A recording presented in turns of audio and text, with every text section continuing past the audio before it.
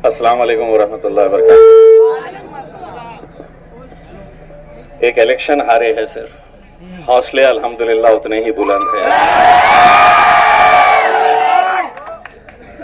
ऐसा नहीं है कि एक बार गिर गए तो गिर गए, इंशाअल्लाह फिर उठेंगे और फिर ताकत के साथ, मजबूती के साथ।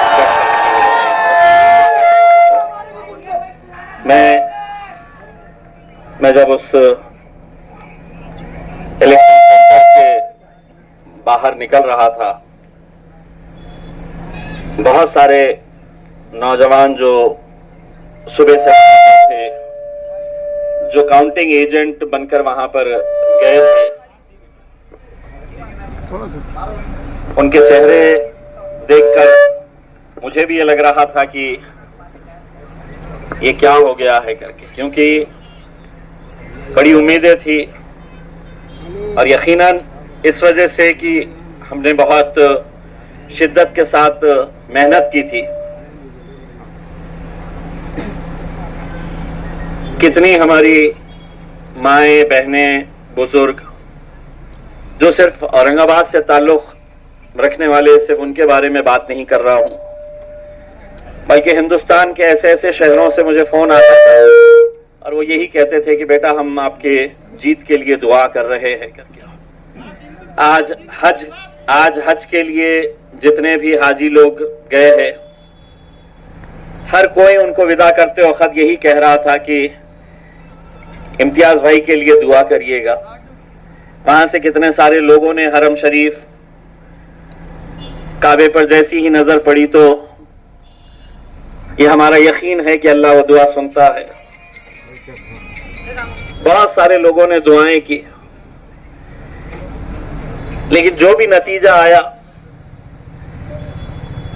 हम सबको कबूल इसलिए करना चाहिए क्योंकि मैं हमेशा इस बात के ऊपर जोर देता रहा हूं, और नौजवानों, अपने ईमान को इतना कमजोर नहीं बनाना, ये सोचकर चलना कि अगर ये पत्ता हिल रहा है, ये हवा चल रही है, तो सिवाय अल्लाह की मर्जी के बगैर ये मुमकिन नहीं है। हम तो इंसान हैं, जो भी फैसला हमारे हक में आया है, हम सबको ये सोचकर कबूल करना है कि हो सकता है कि अल्लाह ने इसमें कुछ मसलिहत होगी, या हो सकता है कि इम्तियाज जलील और हम सब की इसके अंदर कुछ भलाई हो, आने वाला और इससे कुछ अच्छा अल्लाह हमारे लिए सोच के रखा होगा।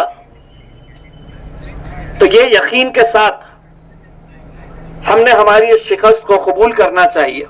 यकीनन आप सब नौजवान हैं,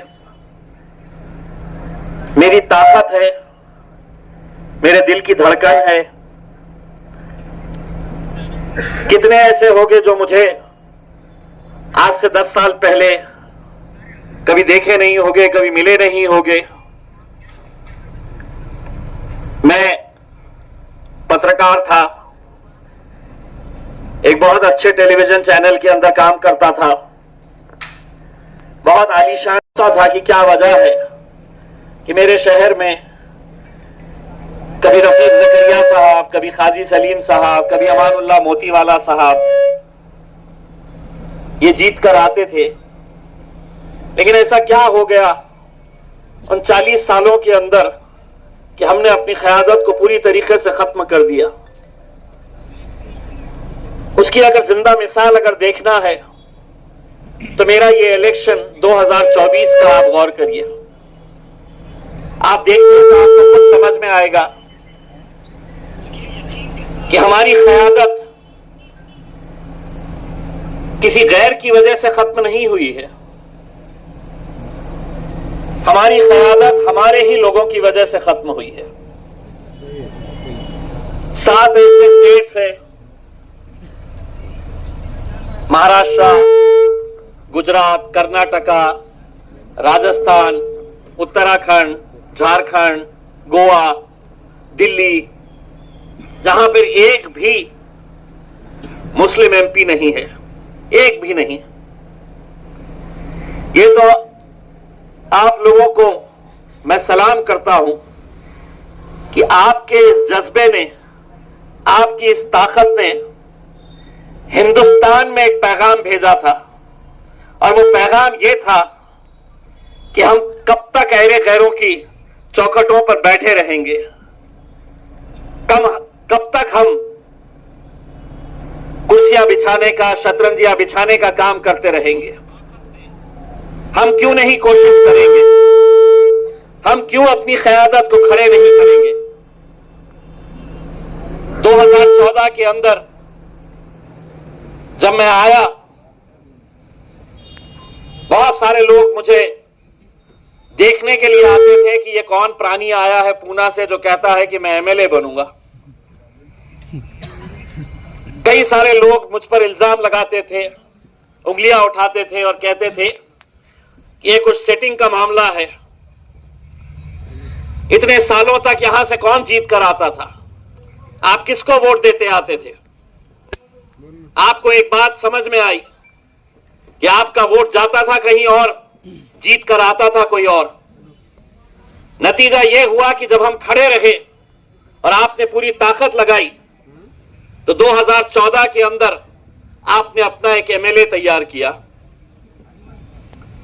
2019 के अंदर जब खड़े रहे एमपी के लिए, तो ऐसे ऐसे इल्जाम मेरे ऊपर लगाए गए, और कोई गैरों ने नहीं लगाया था, अपने ही लोगों ने।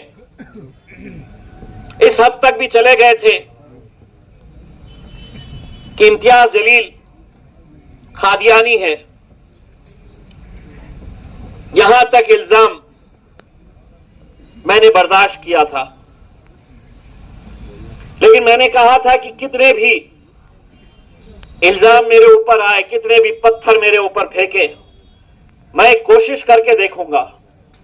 और अल्हम्दुलिल्लाह हमने जब कोशिश किए तो पूरे हिंदुस्तान के अंदर हलचल कि औरंगाबाद जैसे शहर से, जो शिवसेना का गढ़ कहा जाता था, वहां से इम्तियाज जलील जीत कर आया। 2019 में टेलीविजन के ऊपर जब खबरें चलाई जा रही थी महाराष्ट्र में कौन कितनी सीटें जीते, इससे ज्यादा बड़ी खबर यह थी कि महाराष्ट्र के औरंगाबाद शहर के अंदर एमआईएम का इम्तियाज जलील जीत कर आया है करके।